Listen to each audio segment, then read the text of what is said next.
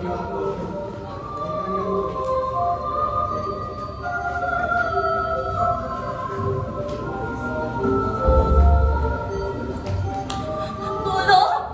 Tulong! Isa lamang ako inosenteng babae. Pero bakit? Bakit kanya ako binaboy? Pati isang lalaking katulad ko, pinagsamantalahan!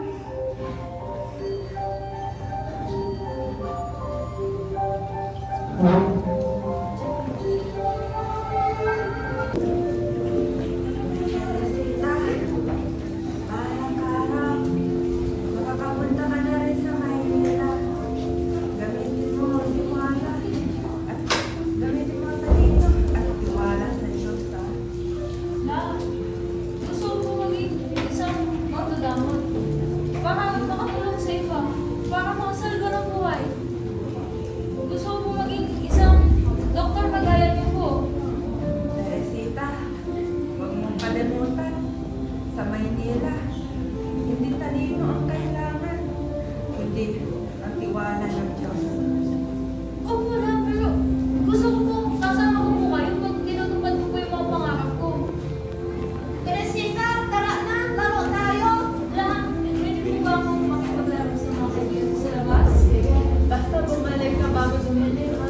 Opo, Lola. Teresa mo, Teresita, hahabulin mo pa kami. Teka, ang bilis mo! Oh! Huwag kang lalapit dyan, Clara. Mamamatay yung pamilya mo. Ha? Bakit mo naman nasabi yun? Natalaguan ang kami ni Teresita. Tito, buhay ko yung sinabi mo. Hindi mo makita ang Lola ko. Ang pinagsasabi mo. Kung mabait siya, pag may taong gusto pumatay siya ngayong gabi. Hindi! Okay pa sa kanila na umalis ako ng bahay. At pinagsasabi mo. Pag uwi mo, wala na siya. Kasi ang lola mo, mamamatay tao. Tama na! Teresita, habulin pa, uwi ka na. Tinapos lola mo. Tama.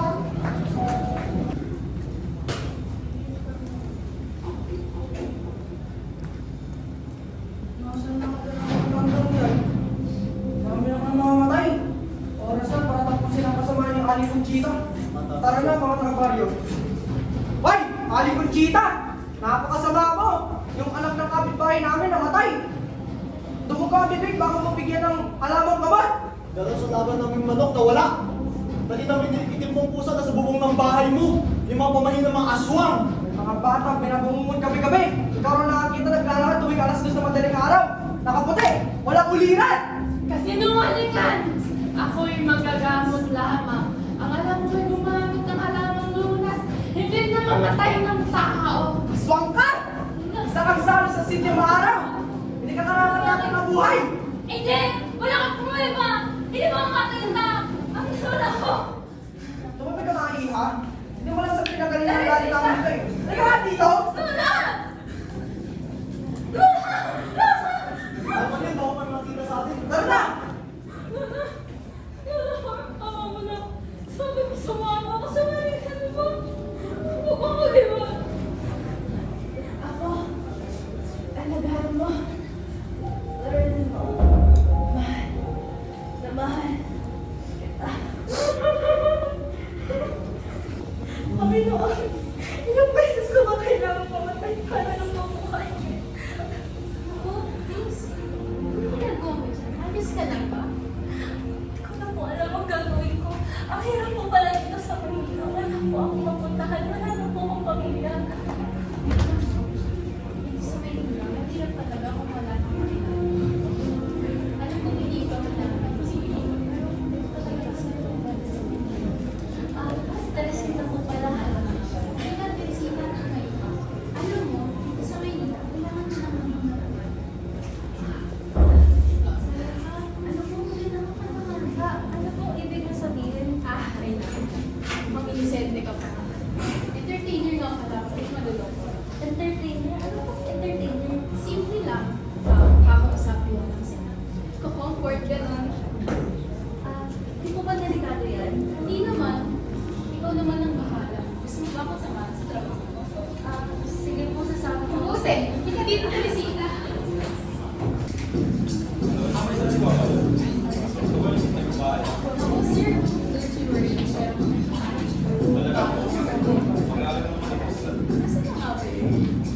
Teresita, lumabas ka nga dyan. May kliyente ka dito. Ako, yung anong pinag-iintay ako ah. Ano ba, Teresita? Lumabas ka nga dyan. Hindi po kasi okay sa akin po. Pasensya na po. Ay, napaka-arte ka. Sandali lang. Hindi po kasi tama ng drama. Ito nga pala kliyente mo. Sigurado yung mapapasave si sir. Sige. Ano ako ba? Sige po. Di ba? Ako ka dito. Ayusin mo yung buhay mo ah. Huwag mong galitin. Ano pong ginagawa ninyo? Ikaw, tuloy mo pa ako iniisa. Ha? Bakit ganyan sa akin? Wala kang karapatang magsalita o maglabo. Alo, nasasaan ka? Sir, ano po yun? Ano ba yung babae yan? Bukod sa napaka-arte, kala mo di panawa ng lalaki. Pasensya na sir. Bago kasi, sorry sir, kumawag yan. Siguraduhin mo lang yan ha. Napakamalas ko ng araw na to. No! Ay, may pulis! Ay!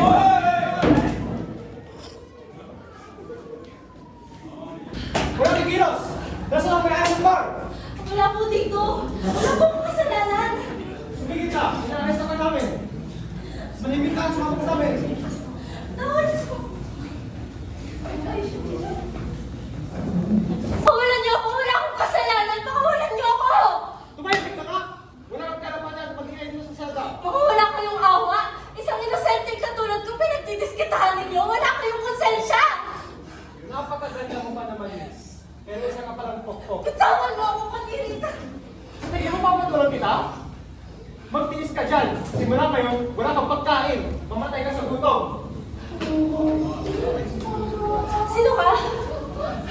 Sino ka?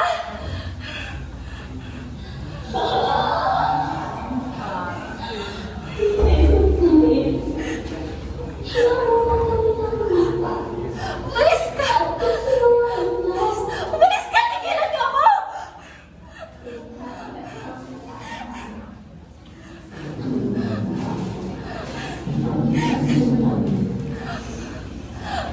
Umalis kayo! Sino kayo? Tulong! May narinig ako! Tulong! Hindi mas naman kasi manahimik ka dyan. May naririnig po ako. May kasama po tayo dito. Ha? Ano ba yung sinasabi mo? Niloko mo ba ako? Teresita, huwag mo akong pinaglulong-loko. Sir, pero ang awa nila totoo po. Sinasabi ko may kasama tayo dito.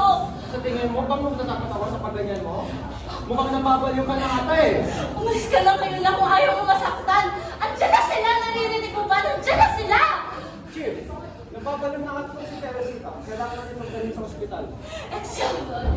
Exio, Boklong! Exio, Boklong! Baliw ka na, Teresita. Baliw ka na. Ang tibio mortem! Tus Teos! Ng bukas may salpane! Tigilan mo na yan. Bukas na bukas rin, may nalating na doktor dito. Kung nagpapanggap ka lamang, titigil mo na.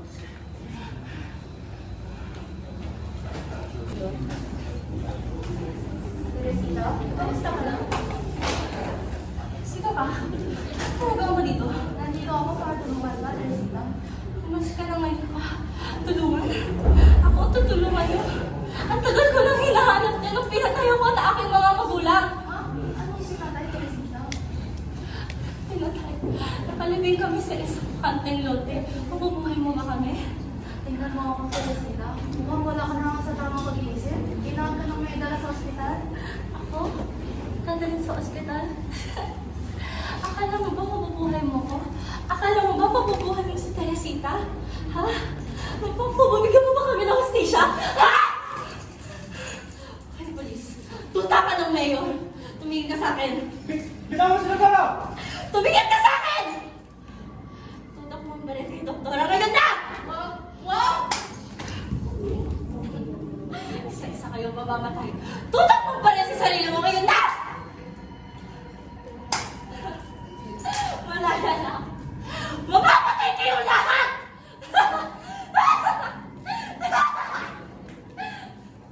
Sila ng alkalde ng Maynila upang alamin ang mga detalye kaugnay sa pagkawala ng isang bilanggo na kinikilala sa Teresita. Usap-usapan ngayon ang kanyang pagtakas mula sa Teresita. Sa kanyang pagtakas sa pag-alamang namatay ng isang doktor at isang polis. Ayon sa iba, siya raw ay sinabihan habang iba naman ay naniniwala ang nawalan siya ng katituhan. Mayor, totoo po ba na hindi na safe natin? Mga mamayan ng Manila, huwag kayong mag-alala dahil sa kasalukuyan ay hinahanap na namin ngayon si Teresita. At kapag nahanap ulit namin siya, ay hindi na namin siya pakakawalan. Kaya sa kung sino man ang makakakita sa kanya, ay paalam niya agad sa amin. Ano po mga susunod ninyo hakbang, Mayor? Sa ngayon, para may tigil ang mga paratang na sinasapian siya ng masasamang elemento, ay tinawag ko ang aking kaibigan na siyang tutulong sa atin sa pag-exorcise kay Teresita. Sino mga parang niyo po kayo? Siya ay si Padre Apollo, isang expert sa pag-exorcismo ng masasamang elemento. Padre, sakto ba ka? Maganda nga ako mga ito. Ang buong sambayanan po ng Manila ay asa sa inyo. Tayo po ay magdasal palagi para sa atin. Maraming salamat po, Mayor, sa pagpapawala sa aming event. Padre Apollo at Benedicto, magandang ako. Padre Benedicto, sumadali mo ako. Busap na kami.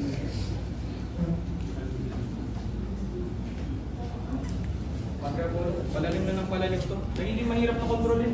Paano pa kung dumagdag pa yun si Teresita? Paano pa kung maniwala ka sa kanyang mga taong bayan? Wala ko na problemahan ngayon at dala ko po mismo ang hawak sa kaso. Huwag po ang hawak, titiyakin ko po hindi magsasalita. Matagal na kitang hinahanap, Mayor, hindi pa tayo tapos! Paano ka nakapasok dito? Tanong, paano mo naitago ang sikreto mo ng ganito katagal? Tago ka, Mayor. Pakinggan mo ang panalangin. O Diyos ng liwanag sa kadiliman. Padre Apollo! Lumisip ka! Gawin mo exorcismo sa demonyo ito!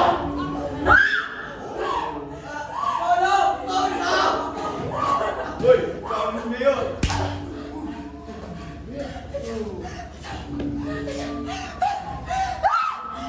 Hoy, hoy po ba yan? Wala na si Mia. Ano talaga natin gawin ito? Siya ko gusto niya sa akin ba? Alam ko, pero napatay na siya ng ilang tao. Hindi ba medyo mapanganib na? Tandaan mo na lang ang ginawa niya kayo dito sa simbahan natin. Tara. Hanggang na kami, Panginoon. Dalangin namin, Panginoon, na patahimikin mo na nilalang na ito. Teresita, kung narinig mo ako, nandito kami para tulungan sa pangalan ni Jesus Cristo. Tulungan? Kayo? Tutulong? Kailan pa? Sa ngalan ng Ama, ng Anak, at ng Espiritu Santo. Diyos Ama, namin Sa makapangyarihan. sama namin mapagparusa na wala sa langit. Pangalan mo ay kinalimutan. Tumigil ka! Sa ngalan ni Jesus Cristo, utusan ka namin lumisan sa katawang to. Exorciso! De! Inducive! Espiritu!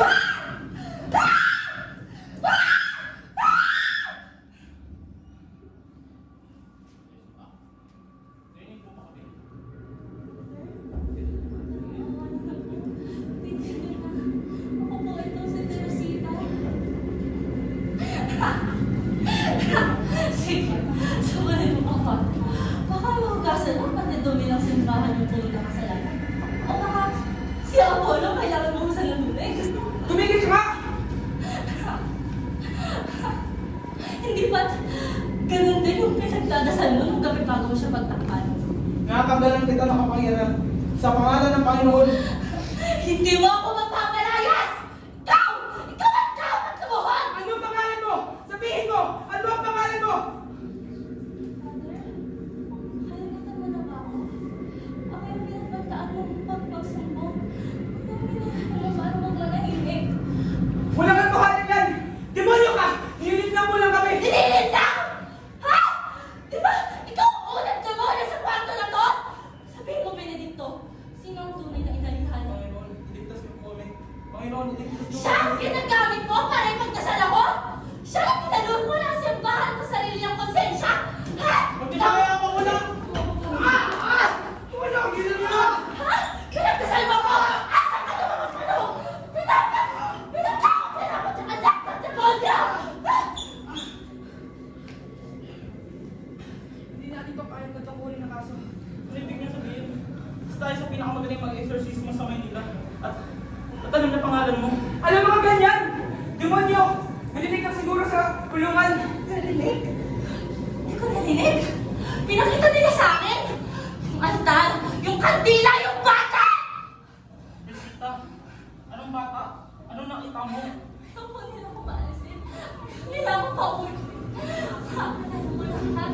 Nagkaroon ng tumong na ginawa sa akin. Hindi ko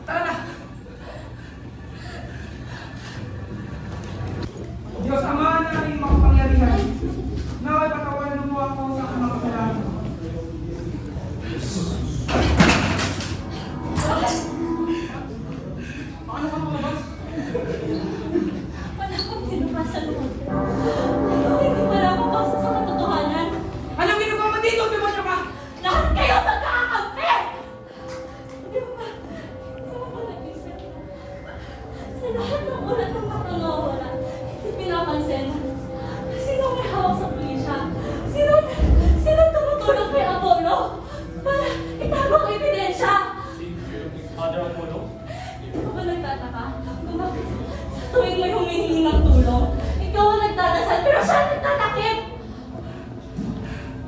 Father, super parang awa na. Huwag niyo lang gawin mo sa pinatutulungan niyo. Hindi mo maintindihan, Teresita.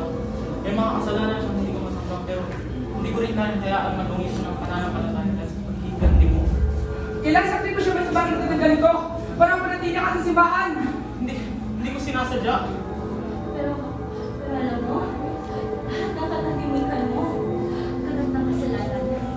Dahil sa'yo, mataming batang kasulad ko nawala. Haloy, tinutulungan ko lang ang simbahan. Haloy, kailangan lang. Kailangan kami ang polo ng kasama sa kasalanan. Dumi ng iyong kasalanan. Kayo ang demonyo! Ilang beses na akong kinahasa! Tinabihan mo ang pagkatao ko! Yan ang tamang paraan. Hindi mo dapat inaayos sa kasalanan gamit ang isa pang kasalanan.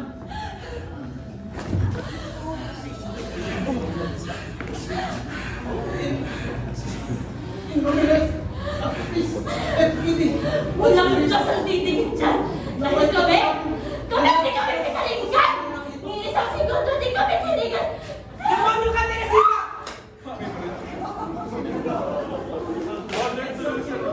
Yan, tumatakbo si Padre Apollo bilang mayor ng Maynila.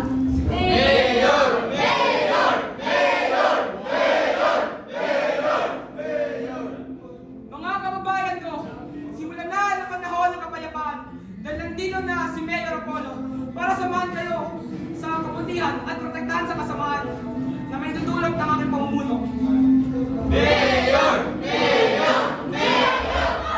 Nakikanti ako, hindi pa ako tapos!